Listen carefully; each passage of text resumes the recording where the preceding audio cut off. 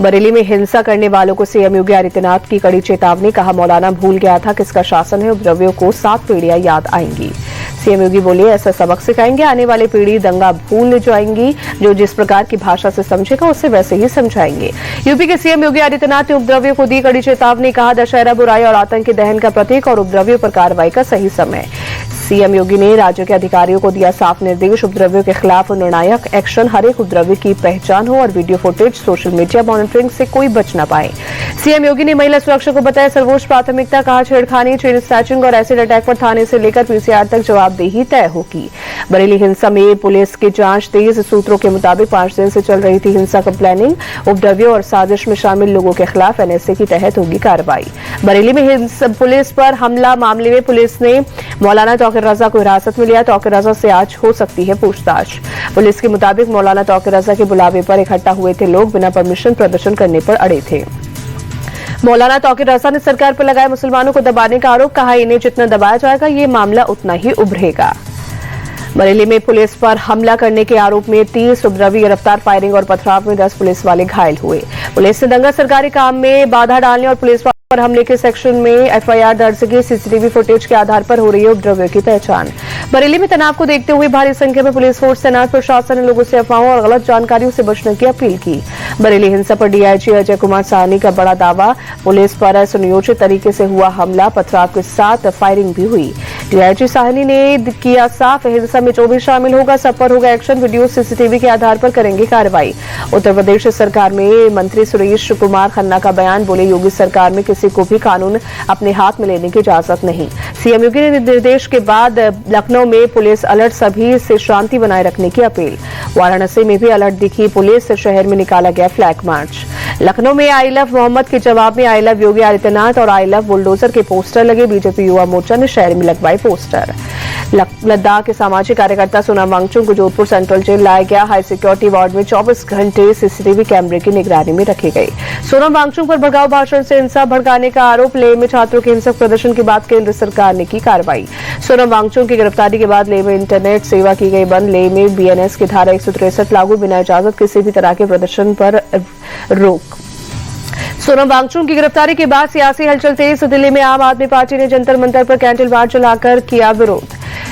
वांगचुक की गिरफ्तारी को सीएम उमर अब्दुल्ला ने बताया गलत। कहा, पता नहीं केंद्र सरकार की क्या मजबूरी है, वादा करने के बाद मुकर जाती है। सोनम वांगचुक की गिरफ्तारी को कांग्रेस ने बताया गलत। गुलाम अहमद मीर बोले, उन्होंने खुद को लद्दाख के लिए समर्पित किया। प्रियंका गांधी ने बिहार के मोतिहारी से सरकार पर किया हमला, पलायन का जिक्र करते हुए कहा, कांग्रेस के समय में बिहार से आईएएस आईएफएस निकलते थे, आज यहां से सिर्फ मजदूर निकल रहे। प्रियंका गांधी ने महिला रोजगार योजना पर कसा तंज। कहा, ये चुनाव के समय ही क्यों जंग, 20 सालों में महिलाओं के लिए कुछ क्यों नहीं किया। बिहार के डिप्टी सीएम सम्राट चौधरी का बयान। कहा, मोदी नीतीश के राज में बिचौलियों का खेल खत्म, सीधा पैसा ट्रांसफर हो रहा। घुसपैठ के मुद्दे पर असदुद्दीन ओवैसी ने केंद्र सरकार को घेरा। सीमांचल की जनता को बदनाम किया जा रहा है। केंद्रीय मंत्री जीतन राम मांझी का बयान। बोले, देश में अगर बेरोजगारी दूर करनी है तो हमको स्वावलंबी बनना है, एमएसएमई को आगे बढ़ाने की जरूरत। जीतन राम मांझी ने मुख्यमंत्री योगी आदित्यनाथ की तारीफ की। बोले, यूपी में काफी लोगों को रोजगार दिया गया, गरीबों को आगे बढ़ाने का प्रयास किया जा रहा है। पंजाब विधानसभा में पंजाब के मंत्री और आप विधायकों का प्रोटेस्ट। केंद्र सरकार पर वादा खिलाफी का आरोप, सदन से वॉकआउट किया। पंजाब के मंत्री हरपाल चीमा ने लगाया आरोप। कहा, पीएम मोदी ने रिलीफ कैंप के तौर पर 1600 करोड़ रुपए देने का वादा किया था, अब तक 1 रुपए भी नहीं मिला। आप विधायकों के प्रोटेस्ट पर कांग्रेस से ली चुटकी। बरगट सिंह बोले, शायद ऐसा पहली बार हुआ है, सरकार ने ही सदन से वॉकआउट किया। यूएन महासभा में शहबाज शरीफ के झूठ पर भारत का करारा जवाब। कहा, ऑपरेशन सिंधु में पाकिस्तान के कई एयरबेस हुए तबाह, सेना ने कई पाकिस्तानी आतंकियों को मार गिराया। भारत ने कहा, शहबाज शरीफ ने यूएन में आतंकवाद का महिमा मंडन किया, ये उनकी विदेश नीति का केंद्र बिंदु। भारत की स्पष्ट नीति, आतंकवाद के खिलाफ जीरो टॉलरेंस। यूएन में भारतीय राजनयिक पेटल गहलोत ने पाकिस्तान को बताया आतंकवाद का संरक्षक। कहा, लादेन को पाक ने 10 साल तक पनाह दिया, आतंकवाद को फैलाना उनकी परंपरा। पाकिस्तानी पीएम शहबाज शरीफ ने संयुक्त राष्ट्र महासभा में खोला था झूठ का पुलिंदा। ऑपरेशन सिंदूर का जिक्र करते हुए कहा, मई में 4 दिन तक चले संघर्ष के दौरान 7 भारतीय विमान क्षतिग्रस्त हुए थे। शहबाज शरीफ ने अपने भाषण में राष्ट्रपति ट्रंप को शांति दूत बताते हुए उन्हें नोबेल पीस प्राइज के लिए नामित किया। कहा, शांति के प्रति उनके प्रेम को देखते हुए कम से कम इतना तो किया ही जा सकता है। दिल्ली के मंगोलपुरी में 10वीं के छात्र की हत्या, स्कूल के बाद बाहरी लड़कों ने की मारपीट, पुलिस ने आरोपियों को पकड़ा, सभी आरोपी नाबालिग। छात्राओं से यौन शोषण के आरोप में फरार चल रहे स्वामी चैतन्यानंद को डबल झटका, अग्रिम जमानत याचिका खारिज। दिल्ली पुलिस ने बैंक खातों में 8 करोड़ रुपए भी किए फ्रीज। गुरुग्राम में दर्दनाक सड़क हादसा, नेशनल हाईवे पर डिवाइडर से टकराई तेज रफ्तार थार, हादसे में 5 लोगों की मौत। फरीदाबाद में 2 अलग अलग जगहों पर क्राइम ब्रांच और बदमाशों में मुठभेड़, 4 बदमाशों को पकड़ा, 2 के पैर में लगी गोली। बदमाशों के खिलाफ हत्या और रंगदारी के कई मामले दर्ज, आरोपियों के पास से 2 देसी कट्टे, 2 पिस्तल और 6 जिंदा कारतूस बरामद। पश्चिम बंगाल में भारत बांग्लादेश सीमा पर तस्करी की कोशिश नाकाम, बीएसएफ ने 20 सोने के बिस्किट के साथ एक तस्कर को किया अरेस्ट, सोने की कीमत करीब 1.5 करोड़ रुपए। जम्मू कश्मीर के पुंछ में पौधारोपण अभियान, वन संरक्षण बल के जवानों ने लगाया पौधा, पर्यावरण बचाने का दिया संदेश। छत्तीसगढ़ के रायपुर में गोदावरी इस्पात फैक्ट्री में छत गिरने से बड़ा हादसा, पुलिस ने मौके से 6 शव बरामद किए, 6 लोग हुए घायल। सभी घायलों को रेस्क्यू कर अस्पताल में कराया गया भर्ती, हादसे की वजहों की जांच जारी। गोरखपुर के दीपक गुप्ता हत्याकांड में यूपीएससीएफ का बड़ा एक्शन, रामपुर में मुख्य आरोपी जुबैर एनकाउंटर में ढेर। यूपी के ग्रेटर नोएडा में महिला का एक ट्रैक्टर ड्राइवर को पीटने का वीडियो आया सामने, महिला की गाड़ी से ट्रैक्टर की हुई थी हल्की से टक्कर, पुलिस ने महिला के खिलाफ केस दर्ज किया। पुणे में स्ट्रीट डॉग का आतंक, नाबालिग बच्ची पर किया हमला, वीडियो आया सामने।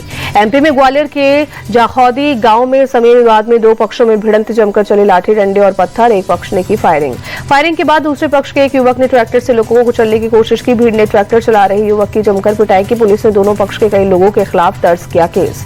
हैदराबाद में भारी बारिश के बाद हिमायत सागर जलाशय के गेट खोले गए, चारदर घाट पुल के पास मूसा नदी उफान पर, आसपास के घरों में पानी भरा। कर्नाटक के कलबुर्गी में आज और कल सभी स्कूल बंद, भारी बारिश के मद्देनजर प्रशासन का फैसला। शारदीय नवरात्रि के छठे दिन आज देवी के छठे स्वरूप कात्यायनी की हो रही है पूजा। दिल्ली के छतरपुर में श्री आधय कात्यायनी शक्तिपीठ मंदिर में हुई विशेष आरती। दिल्ली के झंडेवालान मंदिर में मां कात्यायनी की पूजा अर्चना हुई, बड़ी संख्या में श्रद्धालुओं के दर्शन के लिए सुबह से लगी कतार। तिरुपति पहुंचे अभिनेता अनुपम खेर, वेंकटेश्वर स्वामी मंदिर में की पूजा अर्चना। लाल निशान पर क्लोज हुआ शेयर बाजार, 733 अंक गिरकर सेंसेक्स 80,426 पर बंद, निफ्टी भी 236 अंक लुढ़ककर 24,654 पर आया। बाजार में गिरावट के बाद भी कई शेयर होल्डर्स को फायदा, एल&टी, टाटा मोटर्स, आईटीसी और Ashok Leyland top gainers.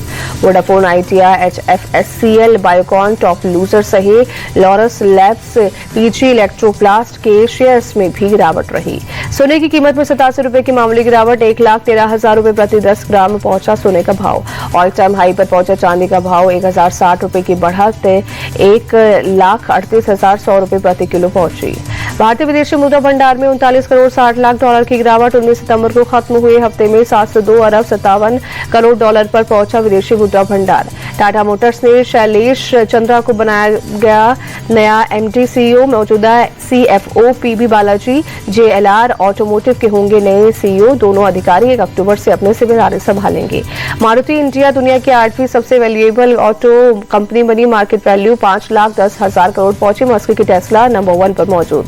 Honda CB350C special edition launch, ex showroom कीमत 2,02,000 रुपए। न्यूयॉर्क प्रदर्शनकारियों ने कहा बांग्लादेश में हालात बहुत खराब, यूनुस को सत्ता छोड़कर चुनाव कराना चाहिए। अमेरिकी राष्ट्रपति डोनाल्ड ट्रंप का दावा, गाजा में इजरायल और हमास के बीच समझौता कराने के करीब है। अमेरिका बंधकों की वापसी के साथ गाजा में खत्म होगी जंग। इजरायली पीएम बेंजामिन नेतन्याहू का संयुक्त राष्ट्र महासभा में बड़ा बयान, कहा हमास और उसके सहयोगियों के खिलाफ जंग जारी रखेगा इजरायल। पीएम नेतन्याहू ने ईरान पर हमले के लिए अमेरिका का जताया आभार, कहा इजरायल को गाजा में हमास को खत्म करना ही होगा। संयुक्त राष्ट्र महासभा में इजरायली पीएम विरोध नेतन्याहू के भाषण शुरू करने से पहले ही कई देशों के प्रतिनिधियों ने सामूहिक रूप से किया वॉकआउट।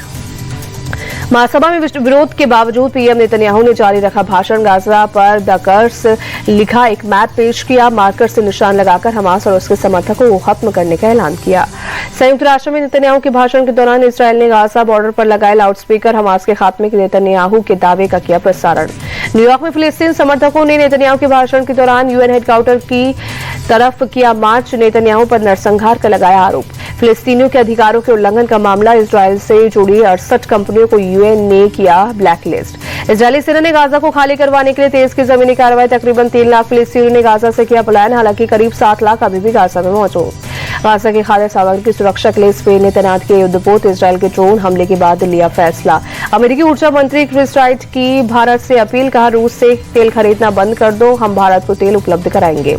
भारत में श्रीलंका की उच्चायुक्त माहिशिनी का बयान, भारत सिर्फ हमारा पड़ोसी नहीं बल्कि मोस्ट नेचुरल बिजनेस पार्टनर भी है। भारत का विजयी अभियान जारी। सुपर 4 के आखिरी मैच में सुपर ओवर में श्रीलंका को हराया। श्रीलंका ने सुपर ओवर में 3 रनों का दिया लक्ष्य। भारत ने पहली गेंद पर हासिल की जीत। भारत ने सुपर ओवर में दर्ज की छठी जीत। सुपर ओवर में अब तक अजय रहा है भारत। सबसे पहले 2007 में पाकिस्तान को सुपर ओवर में दी थी शिकस्त। श्रीलंका ने टॉस जीतकर भारत को दिए बल्लेबाजी का न्योता। भारत ने 20 ओवर में 5 विकेट खोकर 202 रन बनाए। श्रीलंका ने 202 रन बनाकर मैच टाई किया। श्रीलंका की तरफ से प्रथम निशांका ने खेली शतकीय पारी, बने player of the match. Nissanka ने 2025 एशिया कप में पहला शतक लगाया था। श्रीलंका की तरफ से प्रथम निशांका ने 107 रनों की पारी खेली। कुशल परेरा ने 58 रन बनाए। शनाका ने 22 रन जोड़े। भारत की तरफ से हार्दिक पांड्या सहित 5 गेंदबाजों को मिला एक विकेट। श्रीलंका की तरफ से भी भारतीय पारी के दौरान 5 गेंदबाजों को मिला एक विकेट। भारत ने पहले खेलते हुए 203 रनों का दिया लक्ष्य। अभिषेक शर्मा ने 61 रनों की पारी खेली। तिलक वर्मा ने 49 और संजू सैमसन ने 39 रनों की पारी खेली। एशिया कप में अभिषेक शर्मा ने अब तक 309 रन बनाए। एक सीजन में सबसे ज्यादा रनों का मोहम्मद रिजवान का तोड़ा रिकॉर्ड। रिजवान ने 2022 में 281 रन बनाए थे। एशिया कप का फाइनल पहली बार भारत और पाकिस्तान के बीच में होगा। रविवार को खिताबी मुकाबले में दोनों टीमें होंगी आमने सामने। एशिया कप के फाइनल मुकाबले से पहले पाक कप्तान का बयान। सलमान अली बोले, भारत को हराने की कोशिश करेंगे, फाइनल के लिए हमारा प्लान तैयार। एशिया कप के फाइनल से पहले वसीम अकरम की पाकिस्तान को सलाह, खिताबी मुकाबले में आत्मविश्वास को बनाकर रखे, समझदारी के साथ खेली तो जीत पक्की। शोएब अख्तर ने एशिया कप फाइनल मुकाबले पर दिया बयान। बोले, अभिषेक शर्मा को 2 ओवर के अंदर आउट करे, फील्डिंग में आसानी से रन देने से बचे Pakistan. Pakistani head coach Mike Hesson ने एशिया कप फाइनल में पर बयान दिया। भारत पर दबाव बनाने की करनी होगी कोशिश। भारत के खिलाफ शानदार मुकाबले की उम्मीद, ट्रॉफी जीतने की कोशिश करेंगे। भारतीय अंडर 19 टीम की धमाकेदार जीत। ऑस्ट्रेलिया अंडर 19 को तीसरे वनडे में 167 रनों से हराया। टीम इंडिया ने 3-0 से जीती सीरीज। इंडिया ने ऑस्ट्रेलिया को अनौपचारिक टेस्ट में 5 विकेट से हराया। टीम इंडिया ने 1-0 से जीती सीरीज। दूसरे टेस्ट में केएल राहुल और साई सुदर्शन का शानदार शतक। वेस्टइंडीज के खिलाफ साई सुदर्शन को मिली टीम इंडिया में जगह। इरफान पठान बोले, सुदर्शन ने अपनी बैटिंग से सबको इंप्रेस किया, मौके मिले तो लंबे वक्त तक खेलेंगे क्रिकेट।